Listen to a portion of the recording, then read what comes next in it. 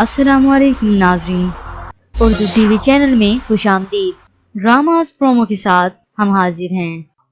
Drama serial तजदीद वफा में आपने देखा कि किस तरह से अरसल अपने ढोलकी के दिन ही हरीम को कहकर अपने भाई के पास जाता है तो वरीशा उसे बद्दुआएं देती है, अल्लाह करे तुम वापस आओ ही ना, मर जाओ। तो दूसरी जानिब अरसल के सामने ये राज खुल ही जाता है कि अशर और नेहा के दरमियान इख्तलाफात पाए जाते हैं, इतना कि वो एक साथ एक घर में नहीं रहते। तो चलिए व्यूअर्स बढ़ते हैं नेक्स्ट प्रोमो की जानिब। ड्रामा सीरियल तजदीद वफा एपिसोड 14 में आप देखेंगे अशर और नेहा का भरम खुल चुका है। घर आकर दोनों अरसल के सामने लड़ाई शुरू कर देते हैं। नेहा अरसल को बताती है कि मैं बर्दाश्त कर करके थक चुकी हूँ। ये सुनकर अशर नेहा को कहता है अपनी बकवास बंद करो, जिसके जवाब में नेहा कहती है तुम अपनी बकवास बंद करो। तो इस तरह से इन दोनों में तकरार शुरू हो जाती है।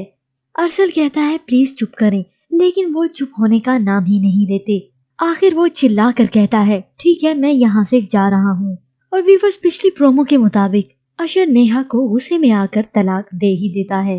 दूसरी जानिब हरीम की वालदा उससे कहती हैं उसके नजर में आपकी कोई अहमियत नहीं है, जिसके जवाब में हरीम कहती है अरे है वो मुझसे पूछ के गया है।